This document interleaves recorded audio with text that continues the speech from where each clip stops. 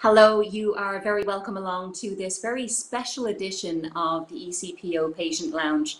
Now, my name is Vicky Mooney and I will be your host for the next 1 hour or thereabouts. Now, I'm not on my own because I do have a fantastic, fantabulosi panel and interviewees that will be joining me. So if we have a pop-up here on screen, you'll see that the first person we're going to interview is Josh Maloney. Now, Josh Maloney is an 18-year-old young man who has been challenged with obesity all of his life, and he's going to share his own personal experiences with us for a few moments.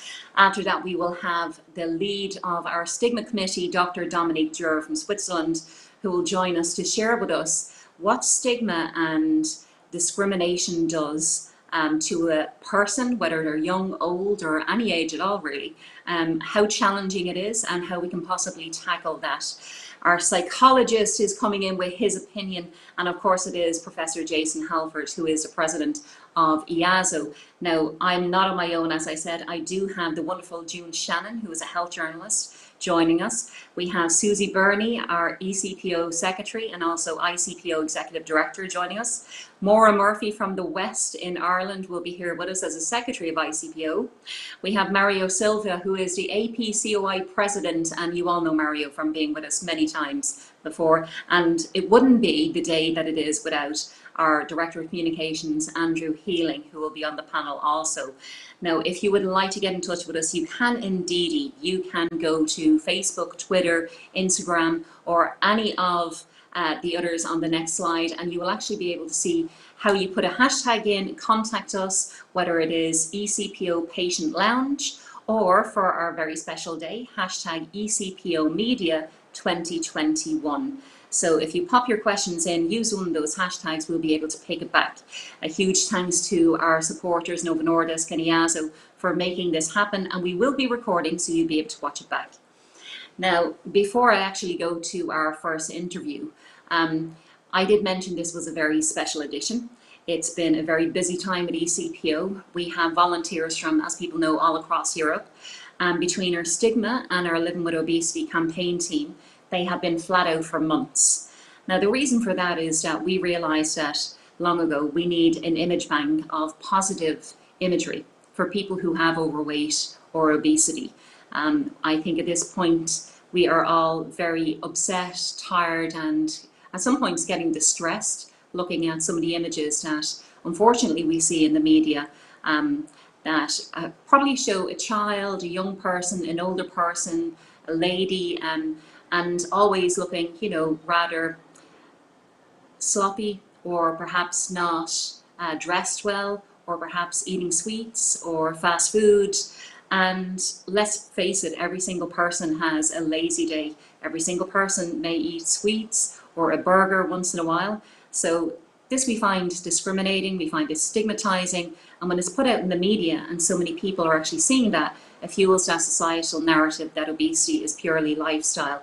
And unfortunately, we know it's not. So we set out with 10 countries, 12 organizations, nearly 100 models, and we created a European image bank, the very beginning of a European image bank. Now, of those models, we had fathers and grandfathers, we had children, we had people from different cultures and backgrounds joining us across Europe. Now, one of those models is actually Josh Maloney. Josh is 18, and as I said, he has obesity, but he also has challenges with autism. So let's have a listen to what Josh shared earlier when I caught up with him. Hi, Josh. You are very welcome along to the Patient Lounge. How are you? I'm doing well, and thank you for having me here. You're very, very welcome. Now, I wanted to talk to you about a couple of different things, but as a young man who's 18, who has obesity and also has autism, I wanted to ask you if you think people look at you or treat you any differently because you have obesity. Yeah, people have treated me differently in the past, most definitely, yes. Especially when I was younger, I constantly got stares here and there. But as I got older, it was more so like they started to notice a lot because of my arms and my legs, even to the point that I got sometimes bullied because of it. Okay. So yeah.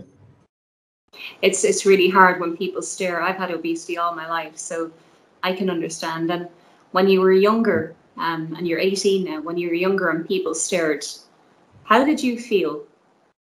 I felt honestly embarrassed and a bit afraid, like afraid that they would start being mean and all that. Okay. And you mentioned that you were bullied.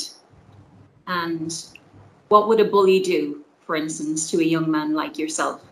They would sometimes take money from me, sometimes throw stuff at me.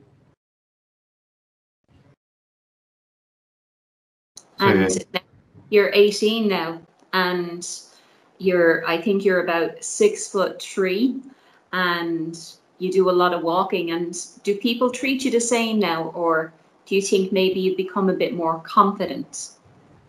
Yeah, I've become a bit more confident, and people don't treat me the same as they did before. They didn't give stares or they didn't bully me or anything like that.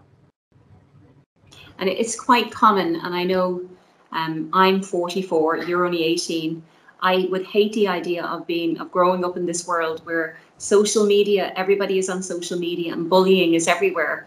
But you were a part of the Image Bank, and you were one of the models in Ireland.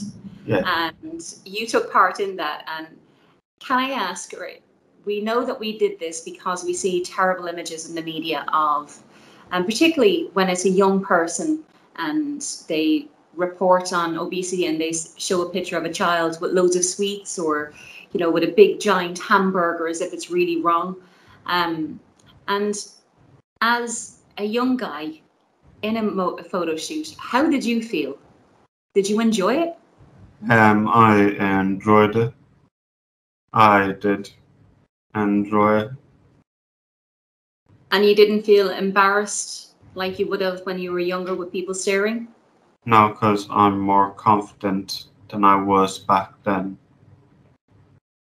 And when we talk about obesity, people say, well, it's just because people are very lazy or they just eat too much. But you're a big fan of walking, right? Yeah. You And walk also tennis. and tennis. And you walk every day. How long would you walk for? I'd walk for about 45 minutes to maybe even 2 hours. And you enjoy that. Yeah. So these pictures that we see that are really pushing the idea that obesity is just down to our lifestyle, that we just are too lazy if we have obesity or we don't eat the right foods. Do you think that applies to you? No. Why is that? Because I go out walking, I do sometimes tennis, even badminton every once in a while, and baseball and basketball. So can I just go back to, before we let you go, can I go back to those media images of particularly young people, young boys and girls that are we see in newspapers talking about obesity that are damaging? How do you think a child would feel, or how would you feel if it was you that was used in one of those negative images? I'd be sad and I'd be sad and disappointed mainly. Why is that? I'd feel sad because they're using an image to just ruin myself and people that are born like me, and disappointed that they're only seeing the negative side of things. So they're not actually seeing the person, is that what you're saying? They're Yeah. just They're just seeing what is a part of someone, not the whole image. not their whole story, really, isn't it? Yeah, not their whole story. And Josh, just before you go, I just wanted to ask you if there was anything else you wanted to tell, perhaps the audience at home, some who might be young guys and girls like you have been and are challenged with obesity. Yeah, don't Don't let the bullying get to you. Don't let anyone bully you for who you are and what is a part of you. Mainly, don't let anyone bully you. Yeah, so we need to end the bullying when it comes to people who have obesity or are trying to manage their weight. Am I right? Yeah. Yeah. Well done on being a fantastic part of the image bank. Your fantastic pictures are all over the internet at the moment and being received very well. And we wish you well. Thank you, Josh. Thank you for having me. Bye. You are very welcome back, and a huge thank you to Josh for sharing with us some of his thoughts and experiences as a young man with various different challenges, including obesity. Now, to take that conversation further, I did promise you weren't stuck with me for the evening, so therefore I'd love to bring on our fantastic panel and introduce you to who is back again with us, Mr. Andrew Healing, who is our Director of Comms. He is that fabulous young man sat in Glasgow in Scotland at the moment. Andrew, it's great to have you here with us. Of course, we also have our president from APCOI in Portugal, Mr. Mario Silva, who works a lot with children and the youth. So Mario, no doubt, has a lot to add to this conversation. We are bringing on, for the first time ever, this wonderful lady, Miss June Shannon, who is a health journalist in Ireland and all-around wonderful volunteer with very many organizations, and has just been exceptionally kind to us with her time. June, it's great to have you. And of course we have Maura in the west of Ireland, Maury Murphy, who is the secretary of ECPO and has been an absolute legend in helping the team get everything off the ground today. And that wouldn't have happened without the one and only Miss Susie Burney, I suppose my sidekick, the Robin to my Batman. Susie is Executive Director of ECPO and Secretary for ECPO, and has literally been working 14 hours flat, like myself and most of the team, for the last week or two to make this happen. So, panel, we had some thoughts from Josh there, and I did tell the panel, and I haven't told the audience yet, but we did actually have to clip out a few parts of Josh's story when he went into bullying and how he experienced that. And that was more to protect Josh than anything. But I want to go straight to Andrew as a young man, not as young as Josh. I'm not giving you that compliment, Andrew. I know you're in your 30s.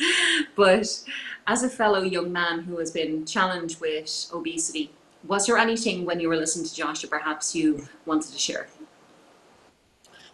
So listening to Josh there, I think the comments that he was saying resonate quite fondly with myself as well. The going through school, being bullied and having to put up with that. I was very similar to that. It went from my peers who would be bullying right the way down to teacher level who would bully at the same point. So I completely understand where he's coming from and the challenges that he was facing as grown up. It makes it even more harder being a male because you are supposed to be the type who can brush that off, that shouldn't feel any emotions on the back of things like that at all. But it couldn't be further from the truth. These kind of hurtful comments, they're damaging. They damage you growing up, and it makes matters worse rather than better. Yeah, you've hit the nail on the head there, because one thing Josh said was that he felt more confident now. Even though he's only 18, he felt more confident now. Whereas years ago, when, you know, he was being bullied and names were being said and things were being thrown at him, and his school lunch money was stolen from him and he was pushed around, and that he didn't have that confidence. Did that grow in you as well as you got that little bit older into your late 20s? Absolutely, yeah. So as soon as I'd kind of moved out from the school setting into further education, that's where the confidence started to grow. That's where you moved away from the everyday childhood bullies that you had going through school, and it's starting to go into that more of a kind of adult atmosphere that things do start to get better. What I would say though is it shouldn't be like that to begin with, going through the school setting. And the work that we are doing as an organisation to try and move away from the stigma around the disease can only help. Yeah, I completely agree, Andrew. I think you made some very valid points there that makes me think about Mario, who was with us. Now, Mario, as president of APCOI over there in Portugal, you have actually, and I love this when I go onto your website and I see this, yourself and your team have reached 500,000 children across Portugal with your fantastic campaign. But you must also see children like Josh that have been bullied in that. And just what is your thoughts having engaged with that younger community? Uh, I've seen everything in schools. When we visit schools, we can actually go and lunch at the school, so we get to understand what are the conversations, what are the talks between children, even the conversations between teachers or other staff from schools. And bullying is everywhere. And in schools at a lunchtime, for example, it's terrible for a child who is living with obesity, because all the eyes are on you all the time. What are your choices? What are you doing? What are you eating? Should you stop eating more of that?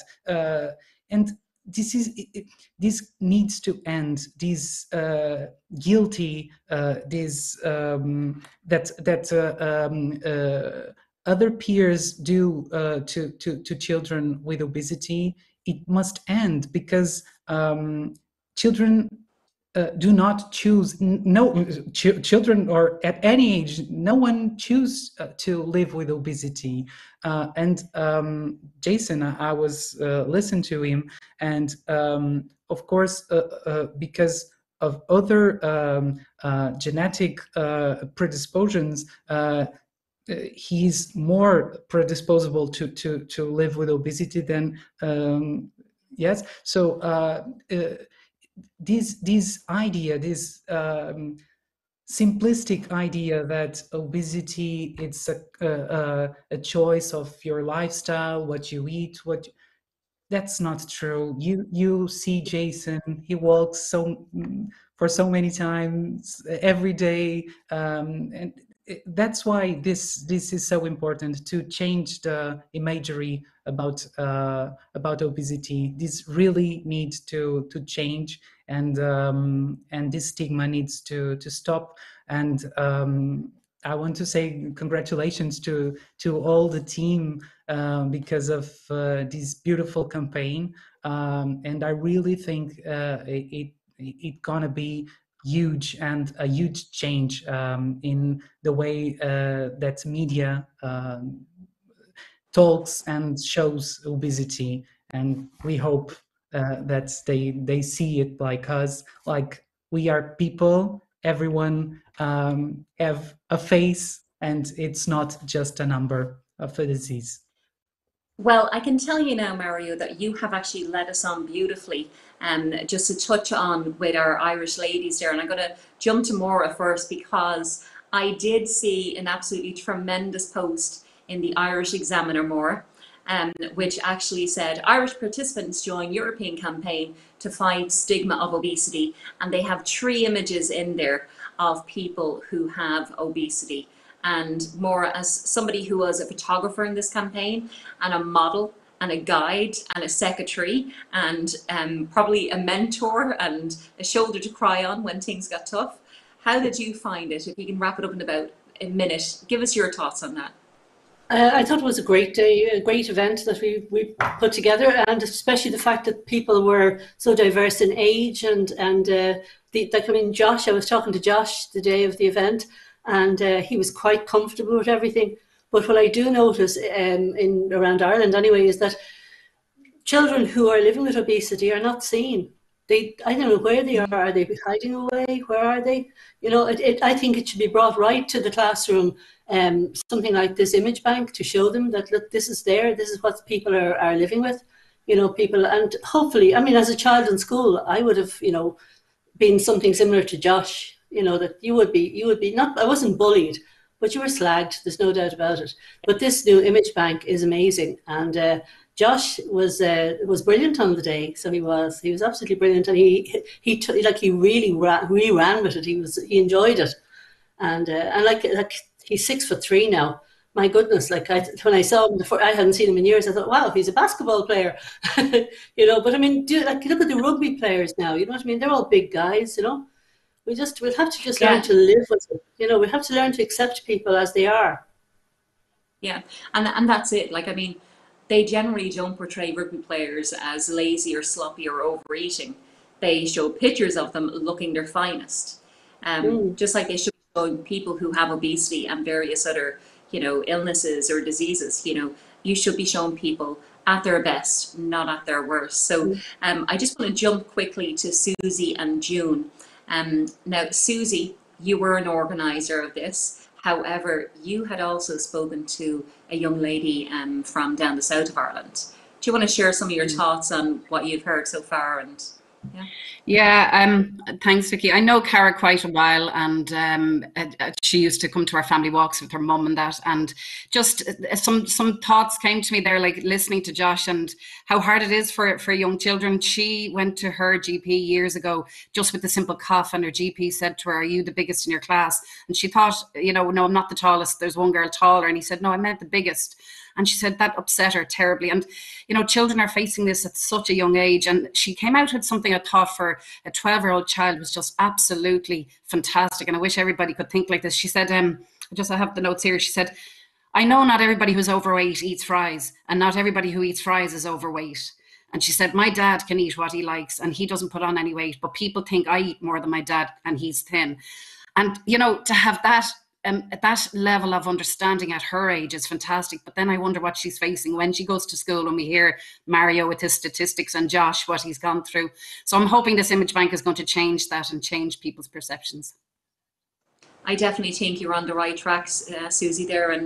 And fair play to Cara for sharing her opinion at such a young age as well. She's a young teenage girl. But just before we jump to Dominique's interview, I just want to ask June, you've been around, I suppose, this area in media for quite some time.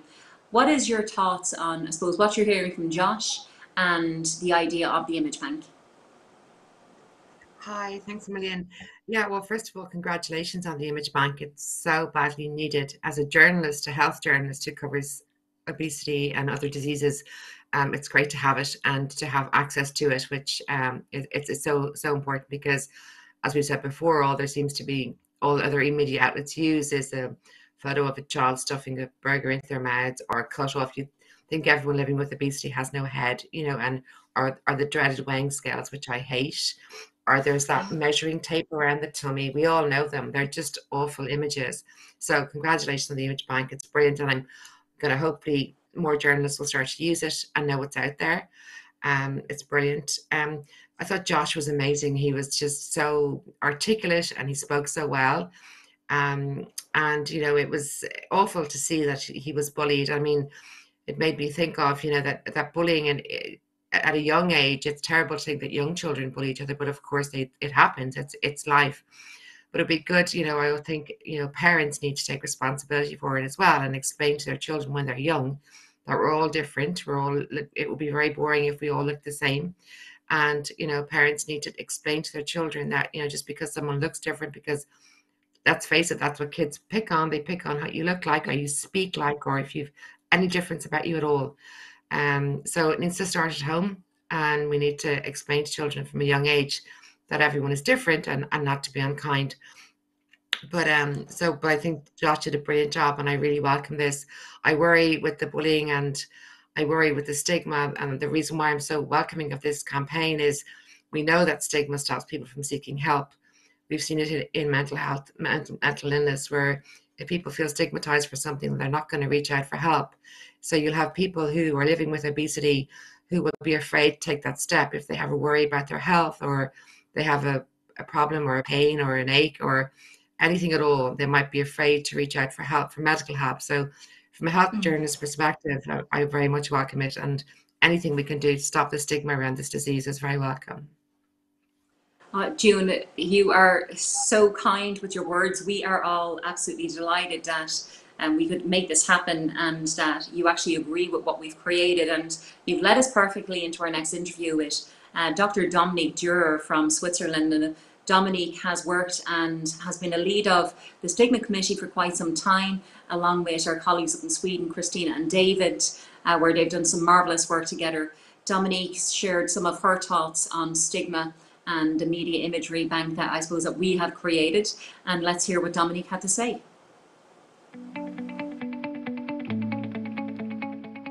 Vicky, and good evening, everyone. So on social networks, there are massive publications of photos, and these photos can really trigger our emotions. We are in a society where the aesthetic of a slim body is very important and is really the gold standard for pleasing, seducing, and succeeding professionally, guaranteeing excellent health, success, and power. But however, the way we look at our bodies is closely linked to the prejudice held against people who are considered to be overweight or with obesity. And this prejudice include cowardice, lack of willpower, lack of success, lack of intelligence, lack of discipline, and non-compliance with weight loss treatments. And really, this image, we can see so very often the image of people living with obesity on the web, on the medias, on the social network, as persons who gorge themselves, giving the image of the responsibility for their obesity. And of course, it's false, because we know from scientific research, we know that obesity is a disease and that weight is not under voluntary control. Also in television advertisements, on social networks, and even in certain television series, the promotion of a negative body image and the stigmatization of obesity is common and particularly violent. And body image can be linked to all the feelings, attitude, memories, and experiences that an individual has accumulated about his or her own body, and which have become more or less integrated into a global perceptions. And the problematic has raised through socio-psychological research, and we know that the relationship between body dissatisfaction and psychological well-being and self-esteem in particular. And really, self-esteem is a major concept and is really very important for well-being. And of course, this body dissatisfaction will really destroy the psychological well-being and the self-esteem. So we can also see that stigmatization is really something really very harmful. From the age of 3 already in our society, a child will prefer a normal weight peer and will reject an overweight or a child with obesity. So they are already impacted through stigmatization from the age of 3. It's also worth noting that according to some studies, individuals would rather suffer difficult life events such as divorce, or becoming blind or disabled, being unable to have a child, or losing even a year of their life, than really living with obesity. And this illustrates the extent of the social devaluation associated with weight and the pressure that the individuals feel not to be part of the stigmatized group. Furthermore, the internalization of body prejudice has serious consequences. And when a person listens day after day that they are lazy, they are responsible of their obesity, and they are responsible just to live with their obesity. They are just not moving enough and eating too much, overeating. And they should make more effort to control their weight. So they can be said to have internalized this prejudice. And internalizing body stigma is associated with even more body dissatisfaction. It's just to feel depressed. Some of them will have suicidal ideas or even will make suicidal acts. They will have really so decreased self-esteem, decreased body image, decreased self-affirmation. They will maybe have social isolation. And this is the psychological aspect, but we have also the physical aspects with the increase of cortisol level induced by the stress of the stigmatization, and this will induce eating disorders. They will also decrease the physical activity because they don't want to be viewed making physical activity. And all of this will increase the degree of obesity and the degree of the cardiometabolic complication.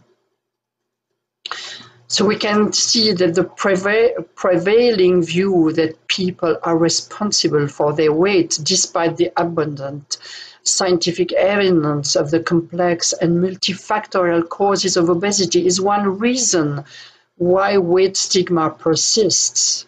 Also, the lack of legislation is also a factor of the persistence of weight discrimination.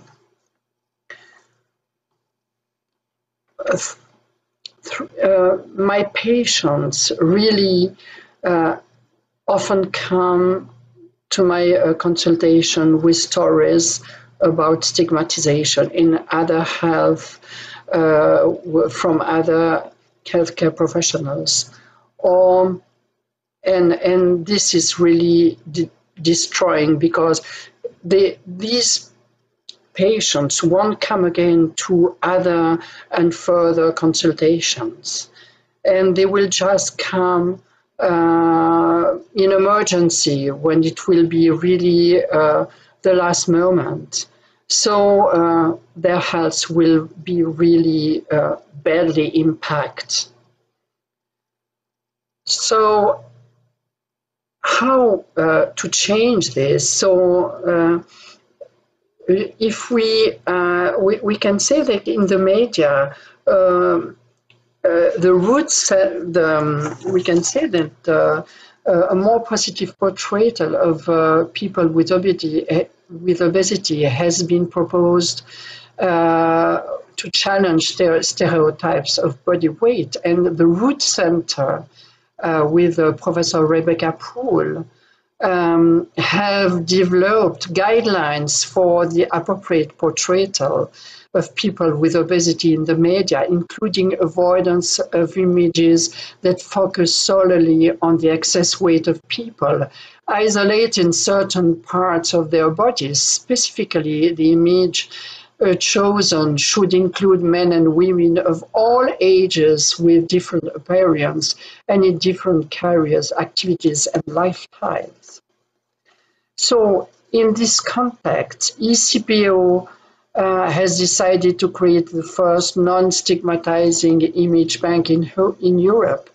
And really, it will help to reduce the negative impact of the representation of the overweight and body with obesity on people who suffer from it. This action is the first of its kind and will really certainly change the image of people living with obesity in Europe. And I'm very, very happy and proud to have participated to the creation to this image, non-stigmatizing image bank. Now, of course, I think we will have the aim of reaching, communicating, influencing advertising agencies and social networks and the general public. And this will be our future future challenge. Thank you to all.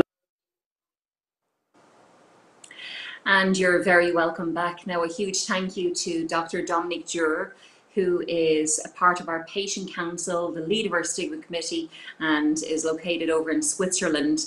Now, Dominique and her team were actually a part of the image bank, and seen as we were talking about the image bank, let us give you about 45 seconds of a sneak peek of the image bank before we go to our panel.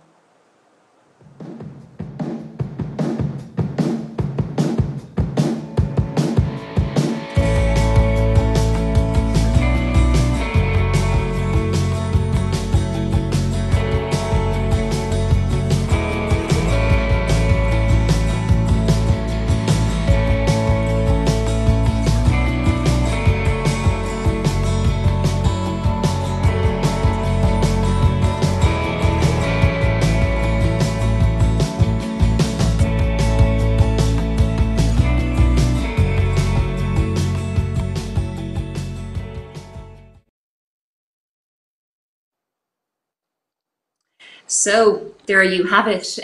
We have some fantastic images and many of our panelists have actually been involved in those. So I'd like to welcome back our panel just to have a quick chat about, I suppose, what we heard from Dominique. Now, I know I won't get to everybody because we did actually run over in our first segment. That's because I was just enjoying it too much.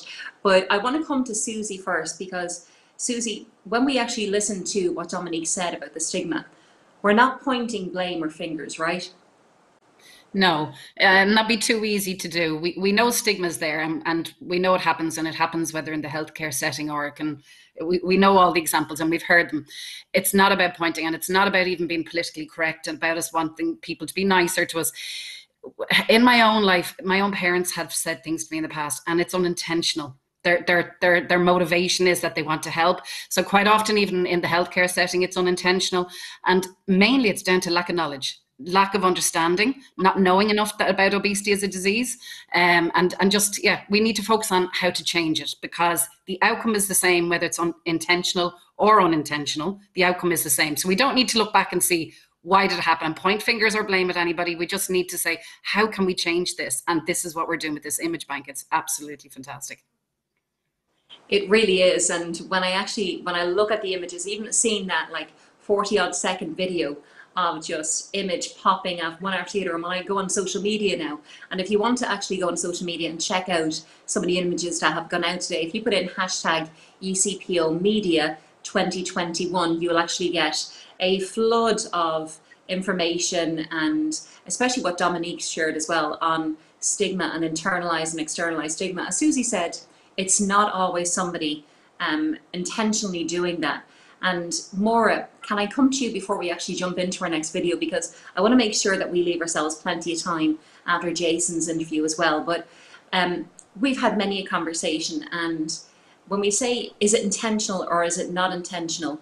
When somebody is passed up, for instance, for a job interview or a promotion in work, and It is. We know it is down to the fact that, you know, that person has obesity. I was told I was too fat to work in the kitchen because the kitchen was small, so therefore I couldn't wash dishes.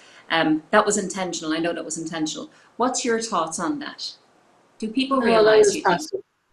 Yeah, I was passed up a few times for promotion as well, and for jobs. And even when you go for an interview for a job, you mightn't get past the interview because the medical company attached to the job will not pass you over a certain weight. That's another side of it, that you might not even get further than the interview. But can I give you an upbeat story here that I saw on Twitter during the week? Yeah. Contemporary Pediatrics, I can't even pronounce it, issued a journal called Pediatric Obesity and the Pandemic.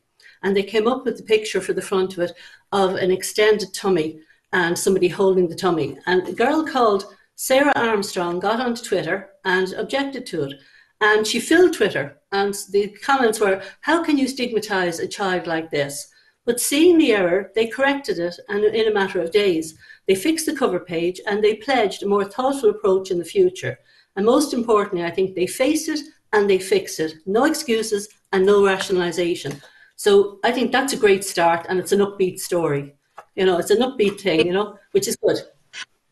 And as well as that, it backs up exactly what Susie was saying there, is that it is not about pointing fingers, it's about education.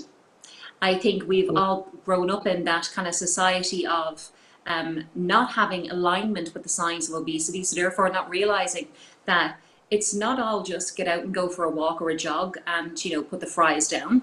It's actually much more complicated. So speaking of getting things a little bit complicated, I'm delighted that I could steal him for a few moments last week when I actually had a quick interview with EASO president and head of University College Leeds there, head of school, Mr. Jason Halford, or should we say Professor Jason Halford. Let's have a listen to Jason's thoughts on the image bank and what's happening.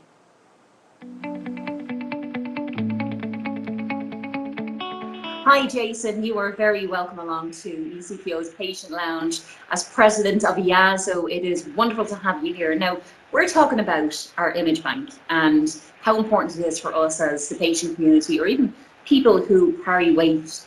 Now, in your own thoughts, in your own mind, how important is it? I think it's actually very important because up until now, the past 30 years of my career, most of the images that have been in the media, have been in the web, or also been used by experts, have actually been pretty appalling. They've either been appalling because they stigmatize the person with obesity, so we see them, images of people being sedate or eating things that they shouldn't eat or things like that, or they've been dehumanizing. They've been pictures of girth or waists or bellies or tummies with heads chopped off or taken kind of from behind people of the back. And those images are not very helpful because they reinforce attitudes about obesity which are stigmatizing for one, but also actually suggest that the causes of obesity are not biological and that obesity is not a chronic disease. And actually that makes those images not only stigmatizing but very outdated as well. Do you know what you said there makes me think of those images with children having a burger or a parent having a burger. And what I absolutely despise about those images is that it makes it look as if it is wrong for somebody to have a burger. I love a chicken burger, absolutely love it, and I'm allowed to have one as a treat, and that shouldn't be wrong. So why do the media use this as almost like a tactic? Well, it's kind of shorthand, isn't it? And it's laziness on the side of the media. And I have to confess, many of us academics used to use images like that in our own lectures, and many of the journalists we work with, they don't have necessarily the control over the images which are put next to them. And I'll give an example from my own university. Dr. Stuart Flint, who you know, is very keen on challenging stigma to people living with obesity. He put out a press release, and what did our university attach to the press release?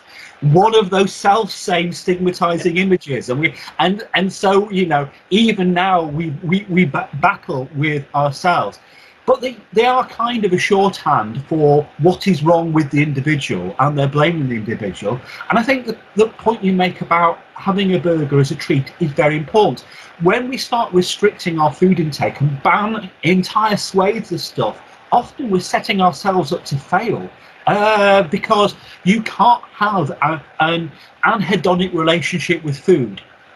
And what I mean by that, to unpack that, is food does give you pleasure, and that's not something to be ashamed of. It's just a matter of being in control, or gaining that control, or having the support to have that control. And that's what obesity treatment is about. Yeah. So when I think about what you said there, I think about the media, I think about whether or not it's deliberate, or whether or not people in the media are just like ourselves, going back to years ago where I used to call myself an obese woman. Now I know I'm not an obese woman. I'm somebody who has obesity, just like I have various other chronic illnesses. And I wonder, is it that deliberate thing of trying to sensationalize, or is it that people need to be educated that these stigmatizing images are actually doing harm to individuals? I suspect it's a bit of both, don't you? I mean, I think you need to sell copy, you need to sell press, so there is that commercial pressure to do those things, and perhaps those images grab attention. Perhaps they also play to the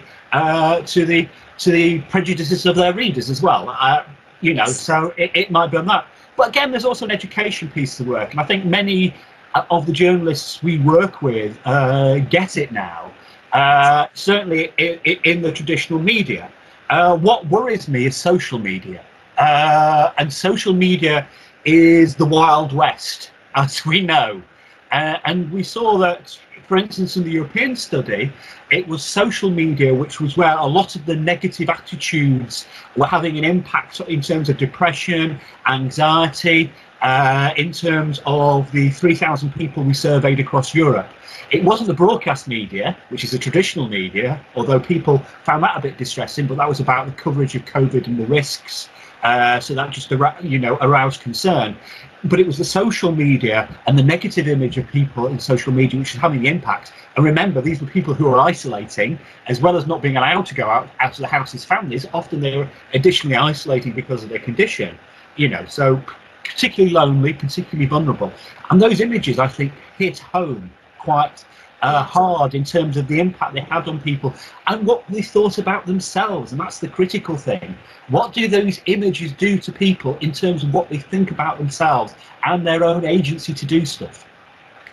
See, that is where I kind of hope the conversation will go, because obviously you are, psychologists, you are the head of, Leeds there, you're the man to go to, and you've been around this for many, many years with behavior and understanding people. And it really does hit home when I look at an image and I see that they're reporting on obesity, and it could well be a report on Portugal has reduced childhood obesity by X%, but then there is this image of somebody who looks, as if they haven't cleaned themselves, haven't dressed properly, their stomach might be hanging out over their jeans, and I instantly look and go, that's what people think of me. And suddenly the whole article has gone.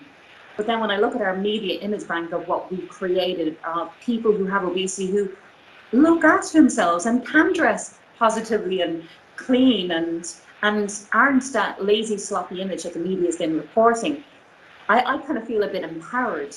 Do you think, in your own role, do you think that people will feel more empowered, more positive, more inspired when they start seeing these images flood out through the media?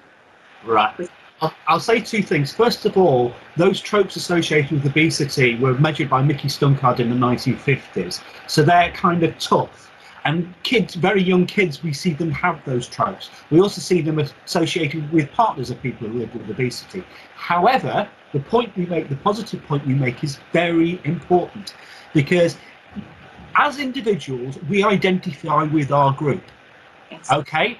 And if you identify as a person living with obesity and you see positive images of people living with obesity, you will feel more positive about yourself. So it's very important. You hit the nail on the head there, Vicky, I think. Yeah, do you know what? I really, when I said these images flood out through the media, I really do hope that the media actually use these images, because I think of myself going back to prior doing this work with yourselves in EASO and ECPO, prior actually losing any of the weight or getting my obesity under control in some sort of shape or form.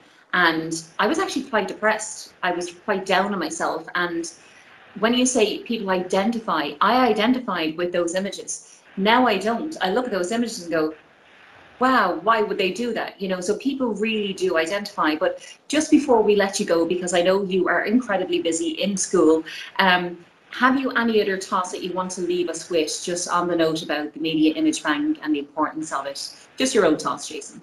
I think one of the things we need to do as organisations is make sure we follow our own agendas. So we need to be constantly vigilant. But when we lapse, we do lapse, you know, and we need to be kind to each other as well. We're on a journey together, and we're all partners in this, and we should be supporting each other. And I'm really pleased that ECPO are doing this, and certainly I'm a board member of ECPO, but EASO is behind you very much in this, and we will be endeavouring to ensure that all our national associations and our members are aware of this excellent resource, and we will be certainly committed to using that image bank. It will be our image bank moving forward. Absolutely. Professor Jason Halford, well said, and thank you so much for your time. Thank you very much, and have a good evening, everybody. Bye-bye. A huge thanks to Jason Halford there for his insights and his thoughts. Now, I want to bring our panel back, and as we heard from Jason, I suppose there's a lot of food for thought, really, and thinking as well back to what June had said, and I've noticed this popped up on Twitter as well, is that, right, so we know that stigmatizing people leads to low self-esteem, low confidence, bullying in young children, perhaps bullying in later life, passing over for job promotions, not getting the job, people not attending their appointments because obviously they have shame, perhaps, not realizing it is not all their own fault, people missing out and taking care of their health. And now finally, we have an image bank, which we hope the media will use. June, do you actually think we're going to see the media actually taking these images and using them? What's your thoughts? Thanks a million. I think we need to let the media know they're there. So, you know, it's, I mean, as a journalist, I know the pressures that journalists are under, particularly with time pressures, etc. So, you know, that's no excuse to use stigmatizing imagery, but there is time pressure to get the piece up online. Things are getting shorter, lead-in times, deadlines are getting tighter. So there is that temptation, I'm sure, to just throw up whatever image we used in the last article on obesity. And unfortunately, it's a stigmatizing one. So it'll be a bit of a slow burn, I'd say. But I think that kind of partnership approach that Maury mentioned, that good example, that if you do, so basically it's up to all of us now to call out journalists in a very friendly, educational manner and partnership way and say, listen, I saw you use that image for your recent article. How about looking at our link for free, stigma-free imagery? Now, they might ignore you for 5 times, but if you keep emailing them just to stop you annoying them, then they'll use the imagery. So there's some, you know, fantastically, brilliantly talented journalists in Ireland who I know are very behind this. And then there's, you know, maybe some others that we need to persuade, but it's all about letting them know it's there, and it's a partnership approach. I think together we can do this. It will take time, but I'll annoy them for you on your behalf if you need anyone.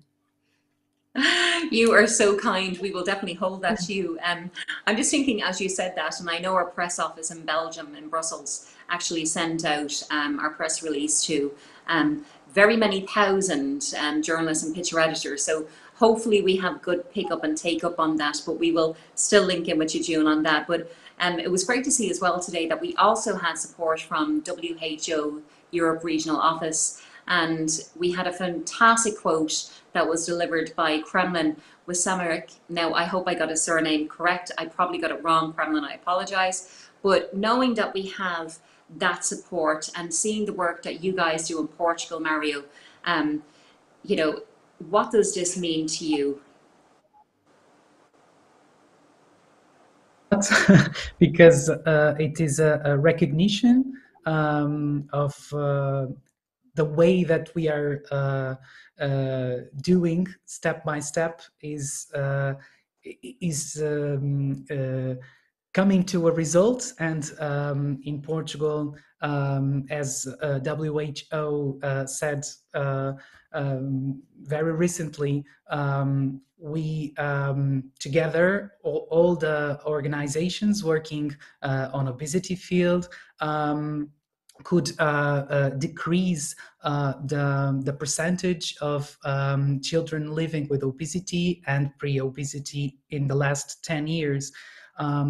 And I was listening to Jason also, what he said, and something came to my mind, which was images that are using right now in the media, and Portugal also does it, even if it is one of the countries that accepted obesity as a disease so many years ago. But media, it's not well educated yet, so it's a question of education. But he said one thing, that when journalists use, when media use a picture of someone living with obesity having a treat, an hamburger that everyone can do, the subliminal message that comes with this use of a wrong image, it's like it's a fake news, the image itself, right? Because I don't believe that media want to get going with this conversation that is updated, and they should update themselves, and they should understand that positive image when they refer in a report about obesity, it's very needed. So I also believe that in Portugal, media will also accept this image bank. So we will do exactly what June said. And when we see a wrong use of an image that is not a positive image about obesity, we will do that. We will send them an email very kindly, of course. That's it. Never burn bridges, always make friends and build on relationships. But Mario, what you said there, I know we only have a couple of minutes left, and I just want to jump to Maura and then Susie and land with Andrew and see how our statistics are probably doing for today. But Maura, when we talk about those messages and media, it's not just in newspapers, right? We're talking about television too now, right? Yeah, we are, and particularly hitting at a young age. So where do little children say the person is fat? Well, I was looking at today, Willy Wonka and the Chocolate Factory. The little lad drowns himself in a chocolate river, and we watch that every Christmas. So then my little grandson got something like 48 books from Mr. Men, and we have Mr. Greedy. Now, when I read Mr. Greedy, I got an awful shock. Mr. Greedy liked to eat. In fact, Mr. Greedy loved to eat, and the more he ate, the fatter he became. So Mr. Greedy got up, went downstairs, and for his breakfast, you should see the list. I haven't got the time to read it out. We don't have that much time. But in the whole thing, the end of it all, then Mr. Greedy is taken to task by a giant who tells him, greedy by name, greedy by nature. Well, I think, Mr. Greedy, you need to be taught a lesson.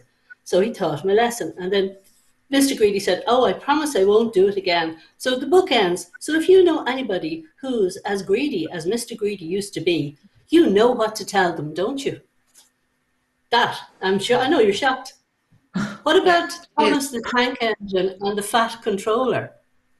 I mean, it's at a very young age this is happening. I only know this because I have a 4.5-year-old grandson who's precocious. But you know what, in fairness, it is everywhere. And I think the more aware we are, even as parents, as friends, as colleagues, you know, it's, as I always say, it's statistically impossible to not have somebody in your life that has overweight or obesity. So there is somebody that you know, if you're watching this, that is affected by it. And you know what? It's all about, as Susie said, the education. stepping away from the Mr. Greedy books. Do not give them down to a child. And perhaps that's something that we could actually work on as an organisation and tackle as well. I'm sure the board are watching this saying, no more, but we've so much to do, as Maura pointed out there. Susie, just before I go to Andrew, I just kind of wanted to give you the last word. You've been, as I said, my sidekick, my Robin throughout this. What's your thoughts just before we head to Andrew? Well, I'd just like to say, you know, we're talking about the image bank and the image bank being there and how we're going to have to spread it and how we're going to have to make sure everybody knows it's there. But something that was amazing about making the image bank was we had to reach out to Irish Rail to get the rights for Owen to have his photographs taken. And when we were doing that, 3 of the staff members that I had to speak with were like, this is fantastic. Hang on a minute, what are you doing? This is, wait till I tell my mother about this. And then we rang the garden centre in Newlands Cross and they were like, oh my God, this is amazing. Do you want to go down the back where there's a chair for her, where she'd be comfortable? And they were so protective of the models that we had. Word is spreading out through actually organising the campaign, which I just thought was absolutely amazing. It really was. No, and I loved those experiences when you shared them with me. I got excited as you did, just thinking how protective people were over the model that was going to be in those photos. And so as we kind of come to an end, I just want to go to Andrew. And Andrew, how have we been doing today? Have we reached a few thousand people perhaps across social media with our hashtag ECPO Media 2021, or maybe 10,000 people perhaps? So we've been really very active today throughout social media, as a lot of people who have been viewing will probably have seen throughout the day. We've been sharing some of the images that will feature on the image bank that we've just launched. What I would say that using our hashtag throughout the day, we have actually been able to reach just short of 2 million people across the kind of world there, mainly in Europe and the European countries, which is absolutely fantastic. So it just goes to show that the work that we're doing is getting out there and it is reaching the people who need to see it. Hopefully this will only grow. So we've launched the actual website today, and so far it's got 200 images that are free to use and readily available. However, there's so much more that are sitting in the background just waiting to be loaded on. So watch this space, keep an eye on our social media channels, because we will be launching more images over the coming days and weeks. Thank you so much, Andrew. Just to think of that, that is, so we have landed almost in the news feeds of almost 2 million people across Europe, and that just goes to show how much these people here on the panel, the teams, the stigma team, the communications team, and the Living with Obesity campaign team have worked hard and made this possible. So a huge thank you to all of the panelists. And just for yourselves, if you want to go and have a look at our website, our new website, it's www.ecpomedia.org, and you'll find our latest magazine there with stories. You'll find infographics and other resources and a whole lot of fabulous, beautiful images. So from ourselves, from the panel, from our interviewees, thank you so much for taking part, for watching, and we bid you a good evening.